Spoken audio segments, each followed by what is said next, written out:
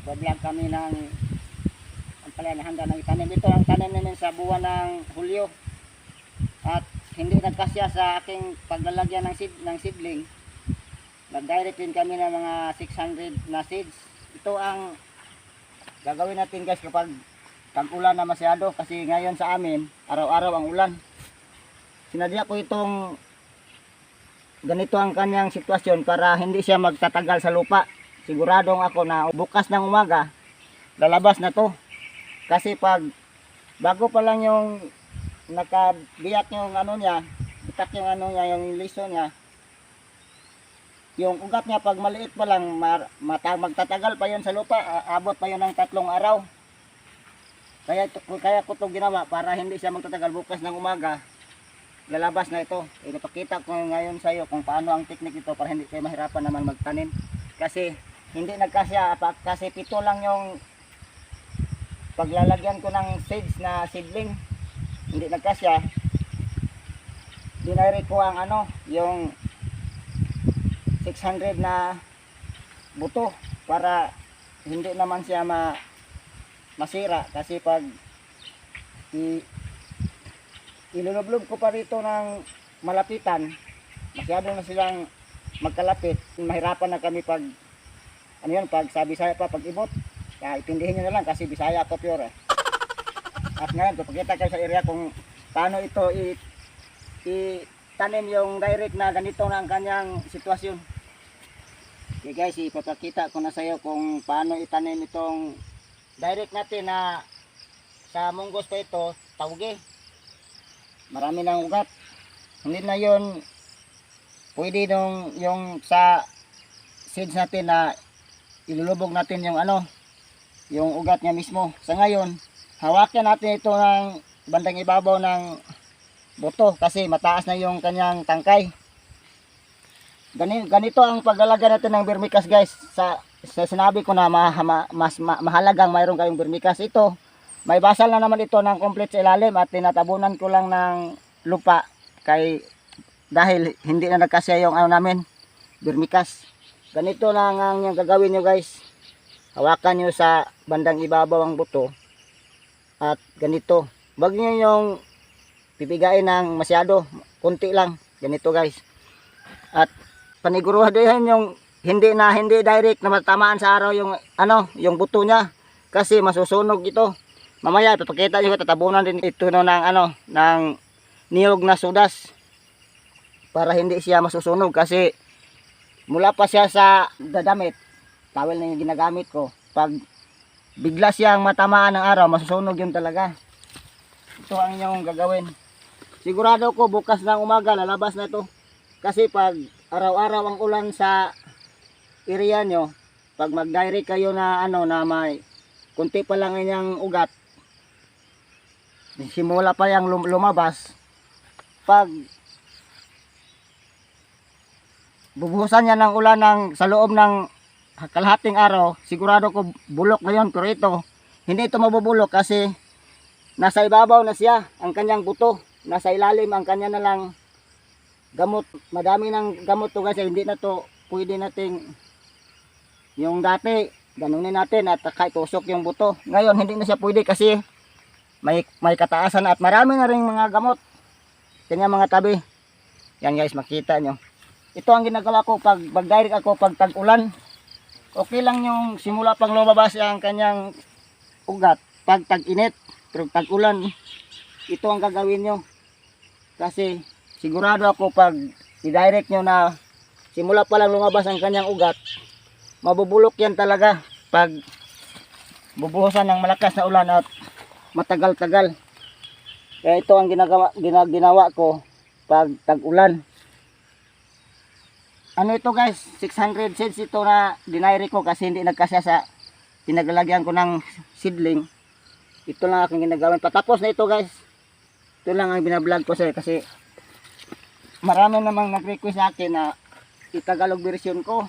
Kaya ngayon, sinikap kong makapost ng Tagalog kahit nahirapan ako sa kalisod. What? Kahit nahirapan ako sa kalisod. Kasi Bisaya ko talaga eh. At huwag nyo namang ipa-English sa akin, baka mahirapan naman ako sa difficult.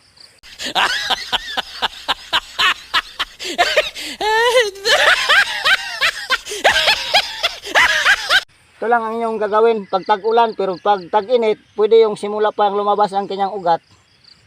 Pwede ninyo yung i-direct. Pero hindi nyo kalimutan na magbasalin kayo ng synthetic na complete. Hindi pwede yung urea. Kasi ang sa akin nakasanayan, complete din para pag mataas na yung gamot, aabot na siya sa triple 14 o complete. Malakas ang arangkada sa iyong ampalaya. Sigurado ko guys, within 42 days, makapag-harvest na kayo. Kasi itong mga nakasanayan ko nang ginagawa sa akin, tanim na ampalaya. Ngayon guys, ipakita ko sa iyo yung ginagamit ko. Soda sa niyog, kasi pinong-pino yung soda sa niyog. Ito ang ilalagay nyo sa ibabaw ng vermicast. Kasi pag lumabas na yung buto, ang mangyari sa kanya pag lumabas, hindi pa masyadong yun sa Tagalog, makasukol. Sa init ng araw, baka masunog yun talaga. Lagyan natin ng takip sa ibabaw para hindi direktang katamaan ng init ng araw yung buto, kasi ang lalabas ito bukas, buto pa pag hindi natin lagyan ng takip sa ibabaw. Masusunog yun pag matindi ang init ng araw. Ito ang ilagay kay konti lang. Ang mahalaga, may takip siya, kasi pag lalabas na yun, ito madali rin nga itong labasan, kasi pinong-pino at saka hindi naman ito mabigat. Sodas ito sa niyog. Ito ang ginagamit ko kadalasan pag mag-direct tanim ako ng ampalaya. Pwede rin yung kinain ng cleaner. Pag mayroong mag-cleaner sa yung lugar, pwede nyo itong itabi para magamit yun sa yung garden. Okay. Ang sa garden guys, may pira talaga kung kumilos ka. Sa madaling salita o sa Bisaya pa, ang atong lihok mo'y pasultihon, di kay ang sulti mo'y palihokon. O sa Tagalog pa, kung puro ka salita, wala ka naman sa gawa, walang mangyari sa buhay mo. Sana maintindihan yung Tagalog ko naman, kasi tubong Mindanao rin ako. At sa bandang Luzon, nag-request naman sa akin na mag-vlog ako ng Tagalog version, kasi nahirapan silang magkaintindi, lalo na yung sa vlog namin na organic na langka. May nag-comment din doon na maganda sana, pero hindi naman naintindihan. Nahirapan din sila sa kalisod pag-intindi.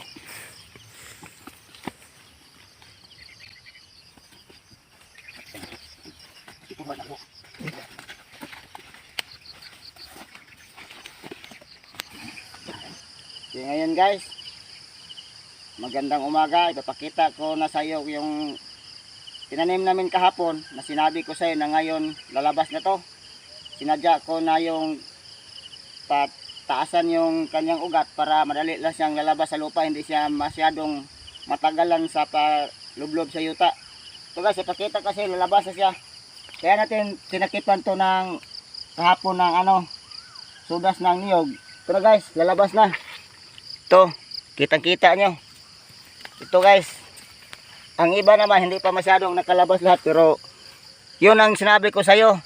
Yung dito ang takip na niyog, umulan kasi kagabi, parang nahalo na sa lupa ang sudas ng niyog.